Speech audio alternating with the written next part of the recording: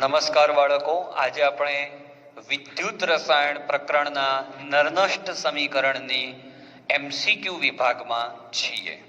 Okay, બહુ સારા અને દરેક રીત કવર થઈ જાય એવા પ્રશ્નો આપણે શીખવા જઈ રહ્યા છીએ. બહુ જ મજા આવશે, જોજો. તો પહેલો MCQ છે, પ્રશ્ન છે કે ભાઈ Mg/Mg2+, ઓકે, આની સાંદ્રતા તમને C1 આપેલી છે અને Cl Cl2 અને પ્લેટિનમ. જો Mg2+ ની સાંદ્રતા ઘટાડીએ તો ઈ સેલમાં શું ફરક પડે? આ પ્રશ્ન છે. તો પ્રશ્નને ઈ સેલ સાથે સંબંધ છે તો આપણે સીધું નરનષ્ટ સમીકરણ લખીએ. હું તમને ટેકનિક આપું નરનષ્ટની, એ યાદ રાખજો, કારણ કે તમારી જોડે જે મેથડ છે એમાં કદાચ ભૂલ હોઈ શકે. ઈ બરાબર E0 સેલ 0.059 ભાગ્યા. હવે n કેવી રીતે લખવાનો? તો અહીંયા વીજભાર જોવાનો. ખાસ યાદ રાખજો એક મારી વાત, કે જ્યારે તમારા એનોડ અને કેથોડ બંને તરફ એક જ આયન હોય ત્યારે જ આ મેથડ લાગે. એક આયન એટલે Mg આયન ના કહેવાય, Mg2+ આયન કહેવાય. એ રીતે Cl- આયન પણ Cl2 નથી. તો આ બાજુ એક આયન હોય ને આ બાજુ એક આયન હોય તો જ આ મેથડ લાગે. તો આ +2 અને -1, તો બંનેનો લસા લેવાનો. તો 1 અને 2 નો લસા શું થાય? 2 થાય. તો અહીંયા ભાગ્યા 2 મૂકવાના. લોગ ટેકનિક યાદ રાખજો. ડાબી બાજુ ધન હોય ને જમણી બાજુ ઋણ હોય તો બંનેનો ગુણાકાર થાય. એટલે Mg2+ અને Cl-. અહીંયા જે આંકડો છે એટલો અહીંયા હોવો જોઈએ, ના હોય તો કરી દેવાનો, એટલે સ્ક્વેર થયો.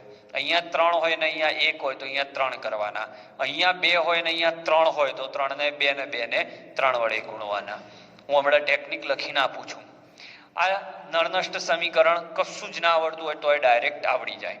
હવે આની અંદર તમારે પ્રશ્ન એપ્લાય કરો. Mg2+ ની સાંદ્રતા ઘટાડીએ તો ઈ સેલમાં શું ફરક પડે? તો તમે આનું મૂલ્ય ઘટાડશો, જોતા રહેજો, તો આ માઇનસ વાળું મૂલ્ય ઘટ્યું કહેવાય, અને માઇનસ વાળો ભાગ ઘટે તો આ ભાગ વધે, એટલે જવાબ આવશે મૂલ્ય વધે. ફરીથી આ ભાગ તમને ઘટાડવાનો કીધો. આ ભાગ ઘટે એટલે આખો માઇનસ વાળો ભાગ ઘટી જાય, અને આખો માઇનસ વાળો ભાગ ઘટે તો માઇનસ બાદબાકી ઓછી થઈ એટલે આનું મૂલ્ય એકાએક વધી જાય. ઓકે, પહેલો સરસ MCQ. હવે હું જે ટેકનિકની વાત કરતો હતો એ સમજી લો કે આ ક્ષાર સેતુ છે. એક તરફ અહીંયા પણ ધન આયન અને અહીંયા પણ ધન આયન હોય તો લોગ પછી જે પદ લખો છો એમાં ડાયરેક્ટ ઉપર એનોડ લખી દેજો અને નીચે કેથોડ લખી દેજો. ટેકનિક. પોઈન્ટ નંબર 2, ક્ષાર સેતુની એક તરફ ધનાયન અને એક તરફ ઋણાયન હોય, ડાબી તરફ ધનાયન ને જમણી તરફ ઋણાયન હોય તો લોગ એનોડની સાંદ્રતા ઇન્ટુ કેથોડની સાંદ્રતા કરી દેજો. અને ત્રીજું, જો બંને તરફ ઋણાયન હોય આ રીતે, ઓકે, તો લોગ ઊંધું થઈ જશે, કેથોડ ઉપર અને એનોડ નીચે, આ રીતે થઈ જશે. ઓકે, અને ચોથું કે ક્ષાર સેતુની એક તરફ ઋણ આયન હોય અને બીજા તરફ ધન આયન હોય તો કેવી રીતે કરવાનું? તો લોગ 1/ એનોડ ઇન્ટુ કેથોડ થાય. ઓકે, શીખવું છે 4 પોઈન્ટ તો 4 શીખવાડું. આટલાનો સ્ક્રીનશોટ લઈ લો, પછી આના ઉદાહરણ શીખવાડું. સ્ક્રીનશોટ લઈ લો. ચલો, તો જો બાળકો ટેકનિક એપ્લાય કરતા શીખવાડું. હું ફરીથી કહી દઉં, આ ટેકનિક ત્યારે જ લાગશે જ્યારે બંને દ્રાવણોમાં એક જ સક્રિય આયન હોય. જેમ કે અહીંયા આખા ભાગમાં એક જ સક્રિય આયન છે, અહીંયા પણ એક જ સક્રિય આયન છે, આ ધન અને આ પણ ધન, તો બંને તરફ ધન હોય તો નળનષ્ટ સમીકરણ આવશે E બરાબર E0 માઇનસ 0.059 ભાગ્યા n. n કેટલો? તો 3 દુ 6 લસા લોગ ઉપર એનોડ નીચે કેથોડ, તો આ એનોડ છે Al3+ અને નીચે કેથોડ Mg2+. બંને સરખા નથી તો 3 ને 2 વડે અને 2 ને 3 વડે ગુણવાના. મજા આવે એવો પોઈન્ટ છે. આવી જાઓ અહીંયા. હવે એક બાજુ પ્લસ એક બાજુ માઇનસ અને સક્રિય આયન એક એક જ છે, તો આના માટે પણ E બરાબર E0 માઇનસ 0.059 ભાગ્યા 2 અને 1 નો લસા 2 થાય લોગ.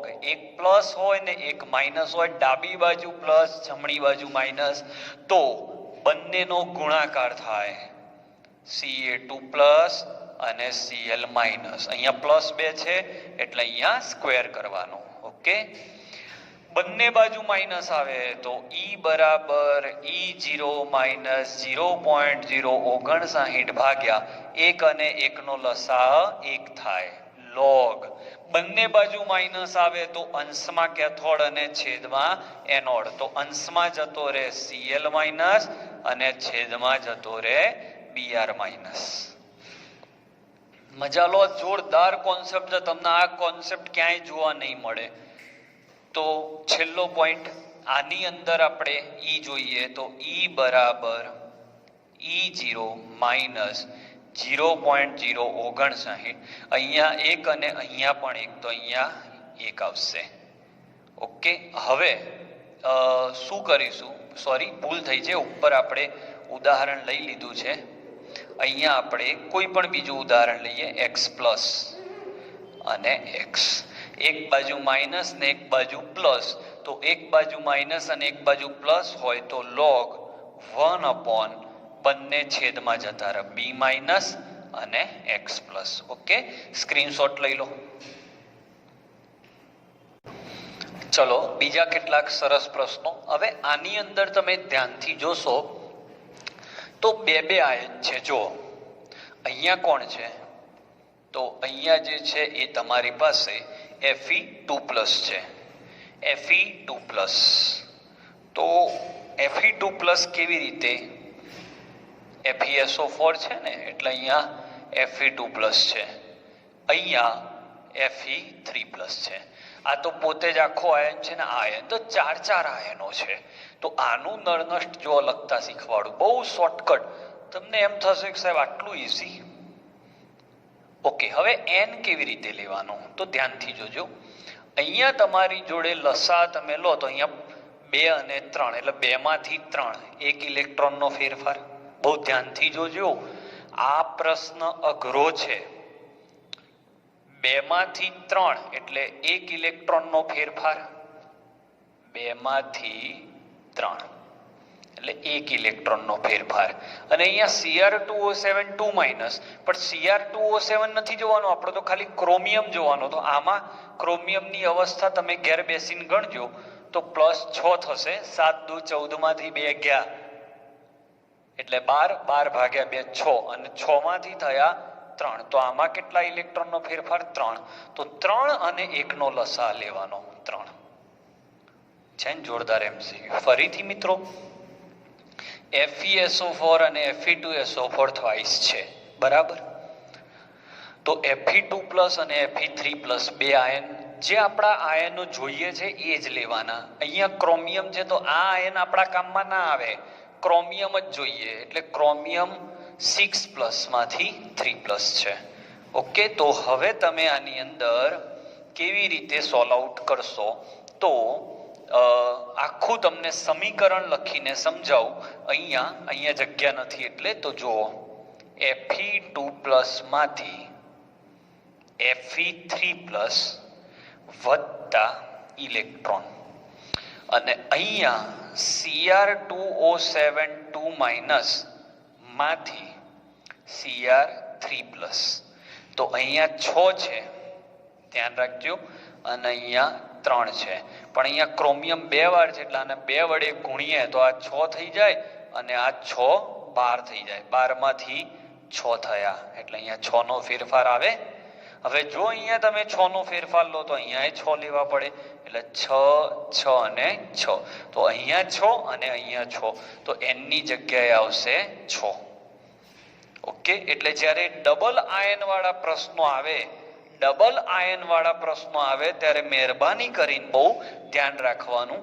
તો 6 આવી ગયા લસા. હવે લોગ નિપજ, તો આ બે નિપજ થઈ કહેવાય અને આ બે પ્રક્રિયક થયા કહેવાય. તો નિપજ તો Fe3+ ની 6 ઘાત, ઓકે, Cr3+ ની 2 ઘાત ભાગ્યા Fe2+ ની 6 ઘાત અને Cr2O7 2- ની 1 ઘાત. આ તમારો જવાબ. અને આની સાંદ્રતાઓ તમને અહીંયા આપેલી હોય. ઓકે, હજી હું આની અંદર ટ્વિસ્ટ કરવા માંગુ છું. તો શું ટ્વિસ્ટ થાય કે તમને રકમની અંદર Cr2O7 ની સાંદ્રતાને બદલે Cr6+ ની સાંદ્રતા આપી હોય તો તમે ભરાઈ જાઓ, કારણ કે આમાં Cr6+ 2 વાર છે એટલે પછી શું કરવું પડે તો Cr6+ ની પણ 2 ઘાત આવી જાય. ઓકે, ત્યાં 2 ઘાત આવે. જો અહીંયા Cr6+ લખો તો અહીંયા 2 ઘાત આવે. Cr6+ ની સાંદ્રતા આપી હોય તો. ઓકે, તો બહુ જોરદાર MCQ છે, સ્ક્રીનશોટ લઈ લો, પછી આગળના પ્રશ્નો શીખવાડું, કારણ કે મારે આ પૂછવું પડશે. ચલો, હવે એક ઊંધો પ્રશ્ન લઈએ. મેં તમને કહ્યું હતું ને સાહેબ, હું જેટલા પ્રશ્નો ચલાવીશ તમને મજા આવી જશે અને બધી જ રીતના પ્રશ્નો આવી પણ જશે. તો બહુ જ મજા આવે એવા ટોપિકો ચાલી રહ્યા છે. આ ચેપ્ટર થોડું લાંબુ છે એટલે થોડું ધીમે ધીમે મારે શીખવાડવું પડશે, ઓછા MCQ ચાલશે. તો ધ્યાન રાખજો મિત્રો, હવે જે પ્રશ્નો ચલાવું છું એ E = E0+. હવે નોર્મલી કેવું થાય, તમને મેં એવું શીખવાડેલું છે કે અંશમાં હોય એ નિપજ ને છેદમાં હોય એ પ્રક્રિયક, તો તમે તેવું લખી ના હો. પણ વાસ્તવમાં એવું નહીં થાય. આની અંદર કેમ નહીં થાય, જાગે છે એ લોકો જોઈ લે. અહીંયા આગળ પ્લસ છે તો નળનષ્ટ સમીકરણ પ્લસ થી ના ચાલે, માઇનસ કરવો પડે. તો અહીંયા આવશે E = E0, અહીંયા -0.059/2 log. હવે આગળ માઇનસ કર્યું ને તો જે પાછળના પદ છે એ ઉલટાઈ જાય. તો ઉલટાઈ દો તો ઉપર જતો રહેશે A2+, નીચે આવશે B+² અને હવે તમે આને એનોડ અને કેથોડની નિપજ તરીકે, આ નિપજ કહેવાય ને આ પ્રક્રિયક, તો એમાંથી A2+ બનતો હશે અને B+, અહીંયા 2 ઇલેક્ટ્રોન ઉત્પન્ન થાય અને B+ એ ઇલેક્ટ્રોન મેળવીને B બનતો હશે, પણ અહીંયા 2 છે એટલે અહીંયા 2 આવશે. ઓકે, તો કુલ પ્રક્રિયા થઈ A + 2B gives A2+ + 2B. છે ને બહેતરીન MCQ. કેટલો જોરદાર પ્રશ્ન સાહેબ. એટલે તમારા મગજમાંથી પેલી જે કણી છે એ કાઢી નાખો કે અંશમાં એનોડ અને છેદમાં કેથોડ, એ કણી કાઢી નાખો. અંશમાં નિપજ અને છેદમાં પ્રક્રિયક, આ યાદ રાખો. અને એના માટે પણ નળનષ્ટ સમીકરણ પ્રોપર હોવું જોઈએ. એટલે આ પ્લસ છે તો નહીં ચાલે, એટલે મેં એને માઇનસમાં ફેરવ્યું. ઓકે, સ્ક્રીનશોટ લઈ લો, મારે આ ભૂસવું પડશે. ચલો હવે ક્યારના બહુ અઘરા MCQ શીખી રહ્યા છીએ, તો સહેલા MCQ તરફ આગળ વધું. Ni/NiSO4 ના ઓક્સિડેશન માટે નળનષ્ટ સમીકરણ લખો. તો ઓક્સિડેશન એટલે Ni માંથી Ni2+, 2 ઇલેક્ટ્રોન. તો આનું નળનષ્ટ સમીકરણ શું આવશે, નીચે લખું છું, Ni માંથી